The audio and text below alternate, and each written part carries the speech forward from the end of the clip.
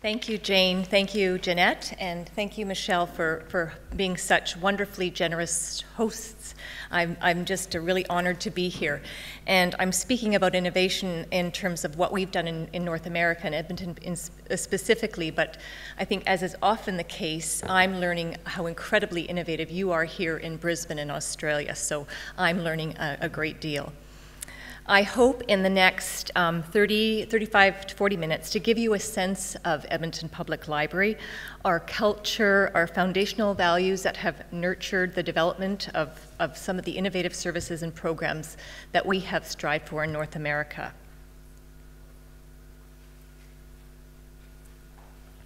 So in case you haven't heard, and I get to toot our horn one more time, in July of 2014, the Edmonton Public Library was named Library of the Year by Library Journal magazine and Gale Cengage Learning, the highest honor that can be bestowed upon a library in North America, and the first time, actually, the award was given to a library outside of the United States. Why did we win? Because EPL is recognized as a place that is innovative. We have a strong history of creative, customer-centered services that permeates our daily operations. I'd like to begin by providing a bit of historical background on our library system, but I promise that it will be lively because I'm not going to talk it to you, but to show it to you.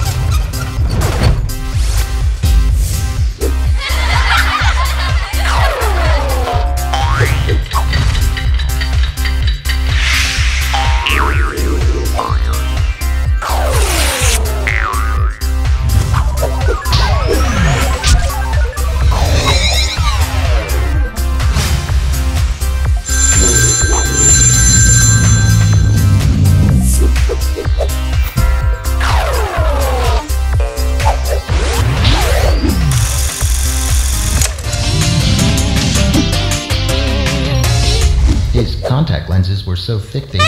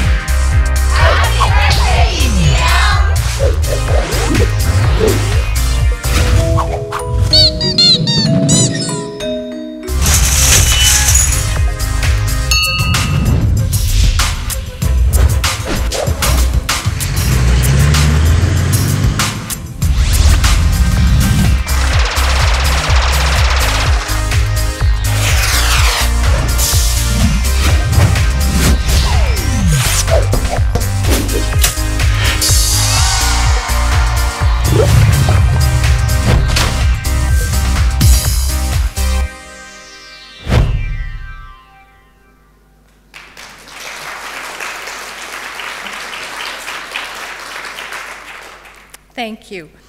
A little more background about EPL. We have 19 branches throughout the city. Our annual budget is $52 million, and we have just over 670 full and part-time staff. EPL is the second most visited place in Edmonton, with more than 14 million visits in 2014, and at the third highest in Canada. And those 14 million people borrowed 10 million items. EPL staff plan and deliver almost 16,000 free programs, ranging from computer training to preschool story time to book clubs to teaching kids about circuit building, which you see on the screen. What I'd like to concentrate on now is EPL's organizational culture and how we engage staff to be resilient in a turbulent, ever-changing ride, getting everyone on the same page so we can focus on our mission and the same priorities. We regularly conduct engagement surveys with our staff, and most recently surveyed employees in early November of last year using a group called Talent Map, which enabled us to compare our results to other public sector organizations in Canada. The response rate was 77%, which is very high, and the results are quite remarkable. We ask questions like, would you recommend EPL as a great place to work? Are you proud to work at Edmonton Public Library? Do you work in a teamwork environment? And questions that really reflect a level of engagement. We have a highly engaged staff, 82% overall engagement compared to the benchmark of 72%. And 96% of EPL staff noted that customer service is their main focus, compared to the benchmark of 82%. But this was not always the case at Edmonton Public Library, and neither was an overall engaged staff and organizational culture. In many ways, our last 6 years has been a process in shifting organizational culture. And that was a shift to the value of one library, one staff, one customer, working together with a strong sense of direction and our mission. Langton, Robbins, and Judge think of organizational culture as a simmering volcano. Beliefs, values, and assumptions bubble below the surface, producing observable evidence of culture. The things that you see, hear, and feel when you encounter an organization's culture can be symbols, language, rituals, and stories. If you would have looked into the volcano at Edmonton Public Library, you would have found a degree of separation, siloing, not uncommon to large, geographically dispersed library systems. It's a challenge to work together in real collaboration, given the range of service points, managers, and the fact that as a group, we don't see each other really very often. What we wanted to accomplish in terms of organizational culture was to find ways to truly live and breathe the one library, one staff value, to be a genuinely collaborative group of managers who developed strong relationships to support and teamwork, who work towards a consistent customer experience and system-wide goals. And one of our priorities was to explore Jim Collins' Good to Great. Anybody familiar with the book Good to Great? Yeah. We provided the copy of Good to Great and then the monograph for nonprofit sector to all managers, librarians, and assistant managers so we could begin to develop an understanding of the concepts we were working towards. Good to Great explores notions such as culture of discipline, first who, then what, getting the right people in the right seats on the bus, confronting the brutal facts, which means conducting autopsies without blame to understand the causes when something goes wrong, get the data, facts-based assessment and decision-making. The pivotal point in Good to Great, though, is the hedgehog concept, and that's what we originally focused on as a way to prioritize, to filter, and a way to say no. Based on a parable about the fox versus the hedgehog. Foxes know many things. The hedgehog knows one big thing. The fox is always multitasking, always quickly bounding forward to attack the hedgehog day after day, doing the same thing, and he's consistently met with the hedgehog's simple defense of rolling into a ball of spikes. Hedgehogs are not exciting, just very consistent. Jim Collins compares the good to great organizations to that little hedgehog, always focused on their consistent method of success. And I quote, "They know how to simplify a complex world into a single organizing idea, the kind of basic principle that unifies, organizes, and guides all decisions. And then using relentless discipline to say no thank you to opportunities that don't pass the hedgehog concept."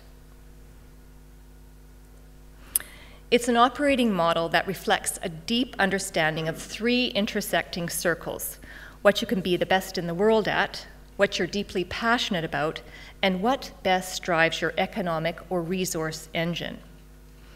We facilitated sessions with all managers who then went back to their staff and led conversations so we could refine our hedgehog concept. We tested it out for several months and continue to tweak it, and it has become more integrated into our thinking and approaches. The process really takes time. It's not a one-time event. As Colin notes, recognize that getting a hedgehog concept is an inherently iterative process, not an event. This exercise resulted in several stop-doing meetings, a complete restructuring of our manager and staff meetings, and laid the foundation for the revitalization of our shared values and our rebranding initiative.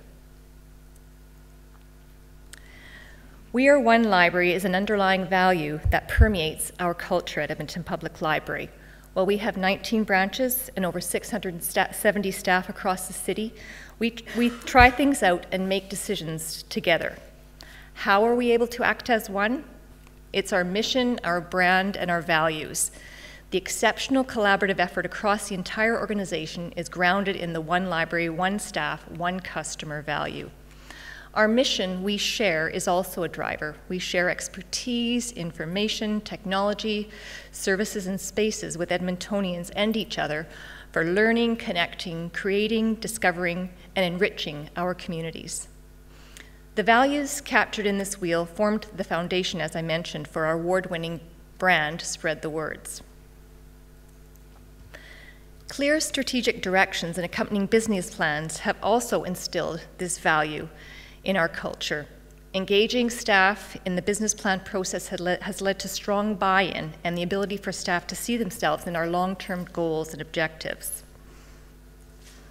And now I'm going to explore some examples demonstrating that library value of one library, one customer, and how this culture has facilitated innovation and creativity. One of the most poignant initiatives we undertook, led by a team of staff from various levels across the organizations, including managers, library assistants, along with a consultant, was to develop customized customer service training based on scenarios and actual staff experiences.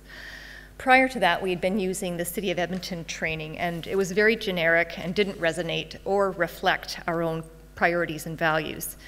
In fact, I would say that customer service wasn't necessarily a priority for us at all.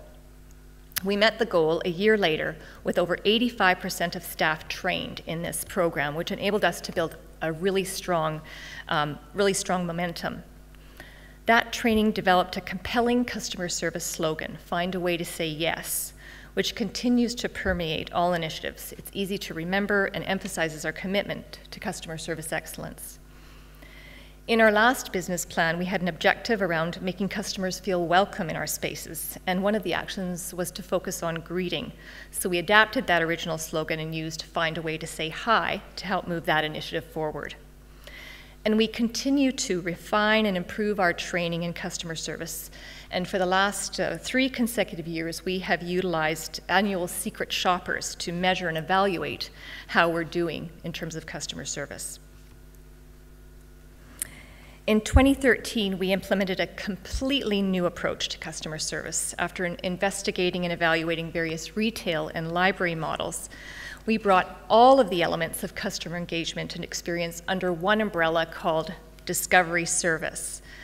We recognize that customers don't group their questions into discrete sort of library categories like reader's advisory, information services, tech help, and in fact, compartmentalizing these unnecessarily complicated staff training. Discovery Service is a single, all-encompassing approach for membership reference, advisory, referral, digital literacy, technology services, and what underlies it all is customer service.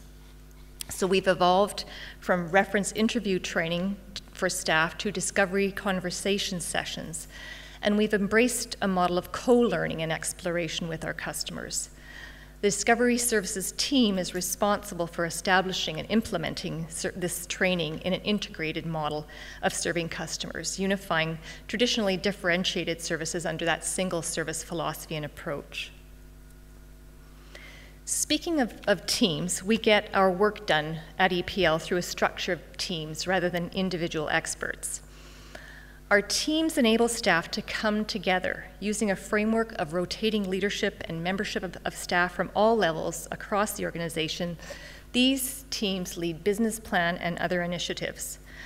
Representation can include staff from shared services like human resources, finance, marketing, IT, and from public services to ensure the broadest perspectives and expertise are included. And this diversity facilitates representation of staff with unique ideas and backgrounds to collaborate in fulfilling our goals under the slogan, Imagine, Incubate, Innovate. Another great byproduct is that these team members become champions back at their service points and our departments, gathering feedback from both customers and other staff, while at the same time advocating and promoting their team's initiatives to ultimately, again, enhance service for our customers. Our collaborative approach to teams in developing services informed and inspired a move to something we call foundational programs. A quick survey of EPL programs prior to that showed a wide diversity of programs offered between locations that were comprised of an equal mix of standing room only and almost empty offerings. Why? Because we were developing our ideas in isolation, locally in branches, and we weren't rigorously and systematically evaluating all programs. And they were treated equally, no matter what the demand. So our early literacy and summer reading club and spring break teams discovered quickly that collaboratively developed programs built on ideas from a wide variety of people and then rolled out and promoted system-wide had much better attendance and were easier for staff to prepare for and deliver. So much so that our early literacy programs consistently had and have waiting lists, and our spring break programs experienced double-digit growth in attendance after moving to a more standardized approach. With our team structure in place, we knew we could take this practice across our system. With a move to foundational programs, 80% of what we offer is consistent between locations, ensuring the most popular programs reflecting customer needs and tightly aligned to our values are offered at every single service point. And this doesn't mean that there isn't opportunity for innovation. We have a structure in place while pilot programs can be developed collaboratively, tested, and perfected before they either roll out system-wide or abandoned for something better. With this move, we have eliminated one-off and low-priority programs that were not well attended and focus instead on foundation programs, those which are at the heart of what we do. And staff now spend less time developing and planning programs and more time executing what works well. This framework does require continual evaluation and review, and the team is now implementing benchmarks for frequency of our program offerings. Data-based decision-making has also been a strong emphasis at Edmonton Public Library and helped foster a culture of innovation. Research is integral to being innovative. EPL provides a unique opportunity to 2 recent librarian graduates in partnership with the University of Alberta's School of Library and Information Studies. And these new professional librarians conduct research that's really invaluable to the library's future planning and propels us forward. The interns do research on things like digital public spaces, digital discovery and access, 21st century library spaces, customer experience, and barriers to service. And you will be able to find all of these research papers on our website. In the Barriers to Service intern study, which was done a couple of years ago, we connected with underserved communities to identify the top 5 barriers to accessing library services. And this unique study identified 11 underserved communities, spoke with almost 200 representatives of these communities, and identified 5 barriers that have the greatest impact on their ability to access Edmonton Public Library services. And the data has informed our services. We've been quick to respond and take action, implementing many of the recommendations of the report, including changing staff training, simplifying borrowing and membership policies by implementing a no ID access card for anybody, making changes to loan periods, eliminating membership and outdated fees, and providing services to geographically underserved communities. Despite the implementation of self-check and automatic sortation, we found the mental model around staffing needs didn't shift. Managers still thought they needed staff to check out materials, even though materials handling duties were being performed by the customer and by technology to a great extent. Combined with a shift to centralized paperback and magazine processing, and the implementation of roving in our branches, we wanted to assess how much and what kind of activities were being conducted by staff. The activity assessment, repeated twice annually, assists us with providing a more complete understanding of service point operations, workflow, and resource needs, identifying system-wide patterns, trends, and needs. This analysis, along with other statistical data and many conversations, has led to the redirection of 25 positions in total, FTE, many of which were used to create new community librarian positions, our digital literacy initiatives department, an HR consultant, a learning manager, and so on over the past 6 years. One of the most difficult tasks is for managers to initiate and voluntarily give up staff. I think it certainly demonstrates a highly collaborative spirit with a big picture, one library perspective as top of mind. Annual time audits are conducted by all librarians and managers. One of the expectations is that community librarians spend 70% of their time on community-led activities. And you can see we're getting much closer to this benchmark with significantly less deviation. EPL was the first library, as Jane mentioned, in North America to demonstrate its commitment to a systematic, integrated, and strategic approach to community-led library service, introduced in 2008.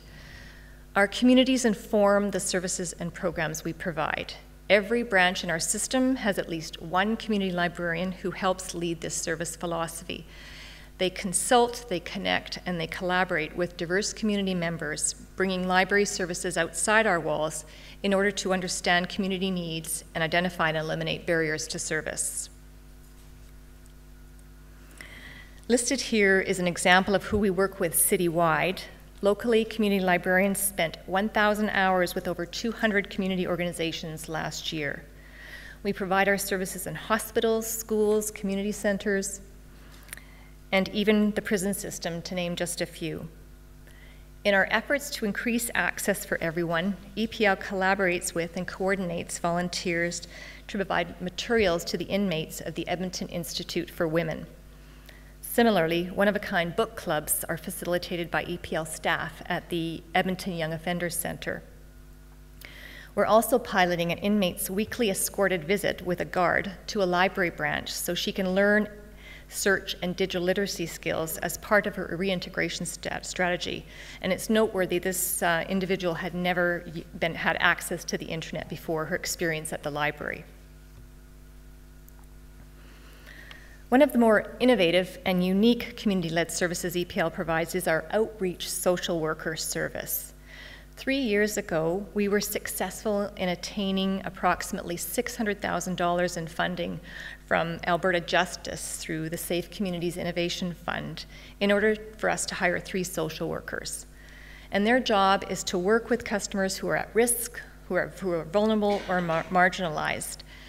Outreach workers hold more than 6,000 meetings annually with vulnerable community members, providing a range of services. One example of the many people who have benefited from the outreach service is Douglas Myers, shown here. The 35-year-old was looking for information and resources at the library to change his life. And he sums up his experience in this Metro News article. Basically, my whole life, I've been a non-member of society. This outreach program is part of my sobriety right now. For the first time, I have ID, I have a family doctor. I love this building. Without this building, I don't think I'd be halfway to where I am right now. The best measure of success of the program is in the lives changed, but there are some impressive statistics as well. The government's social return on investment report, which we were required to complete in 2013, demonstrated that the outreach social work program provided a value of over $3.53 million in savings and a reallocation of funds over a one-year period in terms of preventative services. While the funding for the project has expired, EPL remains committed to providing and even extending these services. Our 3 outreach workers are spending a total of 5 days each week at other branches in Edmonton where the greatest need has been identified. As mentioned, our barriers study identified that transportation, literacy, and awareness ranked high on the list as barriers to accessing library services. And you're aware, research shows that preschools who are read to at least 3 times a week and who know their alphabet when they enter kindergarten have better reading skills, even in the 10th grade. Conversely, children who start school behind in literacy skills typically stay behind. To meet this need, we've expanded our partnership with Alberta Health Services to deliver services for babies and preschoolers outside the walls of the library in an innovative way through public health clinics as part of the 2-month immunization process.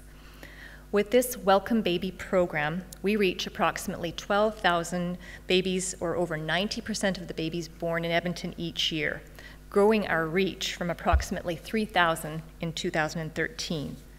And we provide things like books, reading recommendations, tips for parents, a rhyming CD, and an invitation, of course, to get a library card. All first steps to a love of reading, ensuring that every child born in Edmonton has equal access to the resources and tools necessary for success later in life. This is a difficult map to see, but basically all the maps of Edmonton tell the same story. We're expanding, and we are actually the fastest growing city in Canada, with 60,000 new citizens in 2014 alone.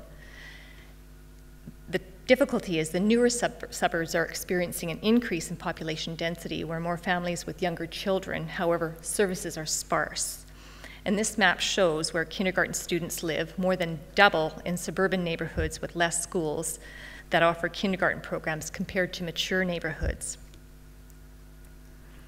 Just as we did in 1941 with North America's first streetcar bookmobile, we're breaking new ground again with our EPL to Go literacy van, where we're bringing the library to the people, putting library services and the latest technology resources on wheels, taking them out to these new neighborhoods and underserved areas of Edmonton. These vans contain a variety of fun and educational tools, including storytime kits, Lego robotics, electronic circuit making kits, games and gaming equipment, iPads, e-readers, tools that help build literacy and learning.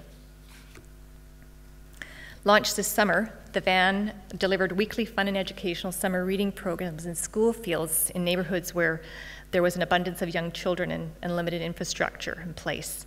Programs delivered included storytime, pictured here, to more sophisticated circuit building demonstrations programs as shown in this photo. Another way we're increasing access and breaking down barriers is through our EPL Go sites, these temporary interim service kiosks that provide a sampling of library services in order to mitigate community demand until we can afford to build a full-service library branch. And these temporary 2,000 square foot sites provide selected services geared to community demographics. And we'll be opening our first one in the suburbs in June. We know that libraries are the first and sometimes only place customers are able to access and use new technology. And we've taken our commitment to technology another step with the EPL Makerspace that was launched in 2013. We've created a dedicated space where people can create, collaborate, share ideas, and make stuff.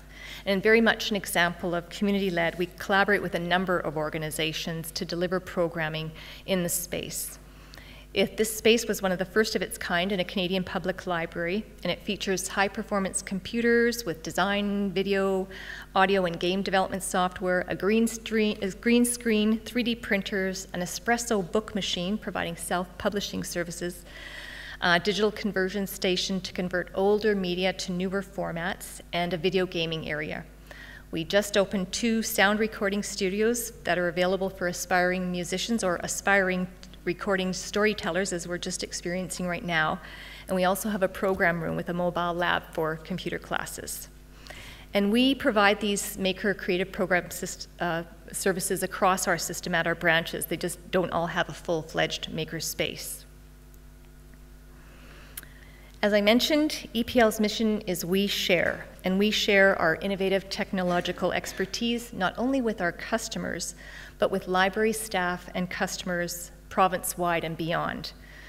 Me Libraries is a reciprocal borrowing service that's driven by a self-service web technology that allows users with a card from one library to self-register and create an account with and access the collections of another library without the need for staff intervention or a shared integrated library system. In 2014, EPL's Me technology won several awards and has since been contacted by library systems across North America looking for similar technological solutions. And because sharing is what we do, we make this code openly available. I'm going to shift gears a bit with a discussion about the training and support we provide staff that facilitates an environment of risk-taking and leadership.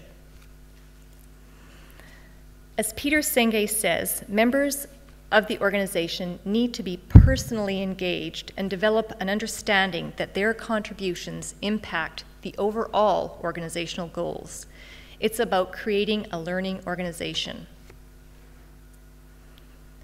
The training we provide to create this type of organization, developing a high level of staff engagement at EPL, is called Leading from Any Position. This program, first offered in June of 2009, is intended to foster individual initiative within the library and is predicated on the idea that every single staff member, regardless of position or level, can be a leader. At the core of the Leading from Any Position program is the work of Peter Senge and the 5th discipline and his concept of a learning organization. We wanted EPL to be that library system, one in which we are committed to one another's success, to working and learning together to help one another be the best that we could be. Senge has identified 5 disciplines that together form a learning organization. A discipline doesn't mean an enforced order or a punishment.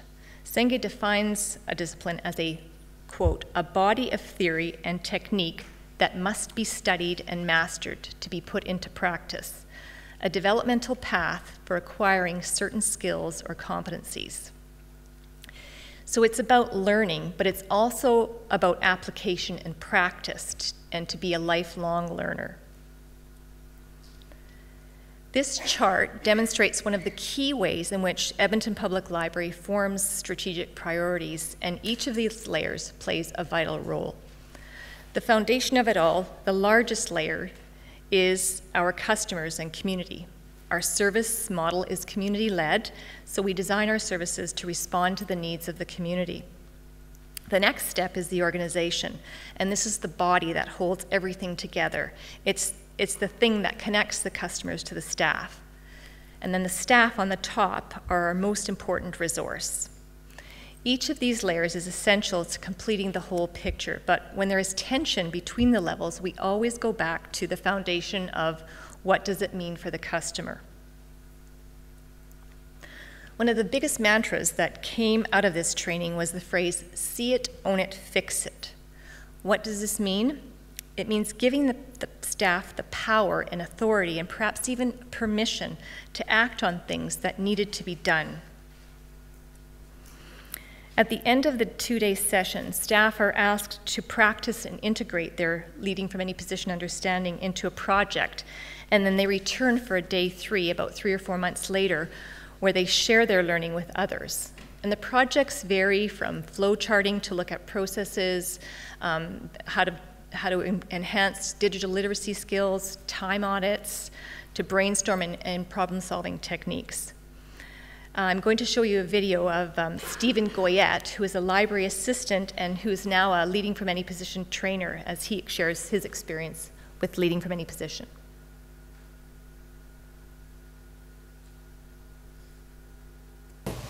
Hello, my name is Stephen Goyette. I'm a Leading from Any Position graduate, and I now have the pleasure of teaching Leading from Any Position to my fellow coworkers as one of the instructors. Prior to the Leading from Any Position program, I was very much, I would say, a different employee than I am now.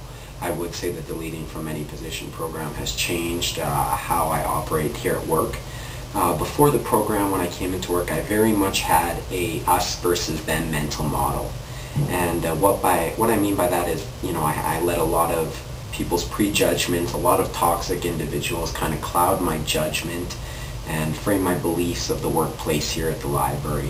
I often thought that management was at odds with what customers and staff wanted, that they would push forward changes without consulting people, and I just very much painted myself a victim, saying there was nothing I could do and we're not being listened to, just very much a woe is me attitude, very much that there's nothing I can do at work, I have to do what I'm told. It was going through LFAP that really let me shift the whole concept of an us versus them mental model. It's not us versus them, but rather this organization is a we. I had to shatter my mental model, really challenge myself, and that in fact was my Leading from Any Position project, was to challenge my mental models of us versus them. And when I began to think of myself as part of this organization, I could see that this organization as a whole existed with management, staff, customers, all encompassing. You know, it was much easier for me to carry out the new changes in the organization when I realized that I am just as much a part of this organization. I'm not a limb being told what to do. I am living and breathing EPL. Now, when I realized that it was a balancing act between the customers, between management and staff, it's very much easier to see yourself as a piece of the puzzle and not have this belief that management is always trying to basically build a new puzzle and you're the piece that doesn't fit. That's not true. We're always creating the same unique image, and each one of us has a role in that. Now, Leading from Any Position really allowed me to realize my potential as a leader.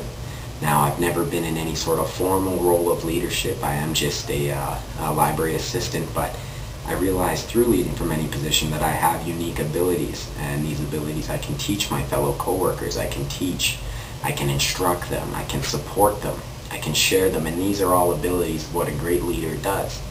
And I can do that from my position, without management, without any official authority. It was this concept of see it, own it, fix it. This concept of taking initiative at the workplace, taking initiative for my actions, and stepping up to the plate when I'm called upon it. That's really what Leading from Any Position is all about. I become the best employee that I can be so the organization can become the best organization that it can be. And that, in a nutshell, is Leading from Any Position.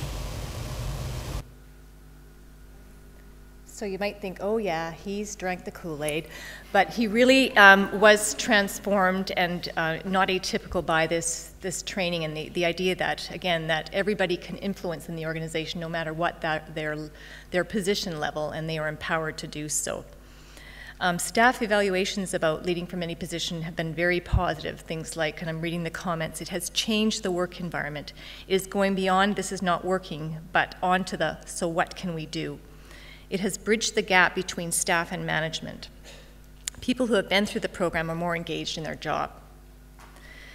Change leadership has been a recent focus with our organization, a skill I think that is essential to innovation and an engaged culture. Peter Vail describes change as permanent whitewater, a new paradigm for change. Change is constant. The leader's job is somewhat like a ride over river rapids. Every time the whitewater seems to have been conquered, the calm turns into a new set of rapids, tossing the raft in a different direction. We work to solve problems, learning new skills and technologies, performing our jobs in a permanent state of whitewater. With our Leading from Any Position and some of the other training and initiatives that you've heard about today, Clear goals that foster staff collaboration along with a common understanding of the benefits of change and the why of the change are integral. However, involving staff in the change, engaging them, building their capacity and competence was instrumental in building resilience and a desire to contribute to ensuring we remain an innovative, forward-thinking library. The last few years at EPL have been quite the ride. I think we've been successful because we have created a learning organization where teamwork is a priority, we nurture a culture of engagement and leadership at all levels, and we establish our vision and goals together as one library and one staff. When we find ourselves floundering or perhaps going sideways, we always come back to two basic principles by which we lead. Customers are our #1 priority. Staff is our most important resource. Thank you.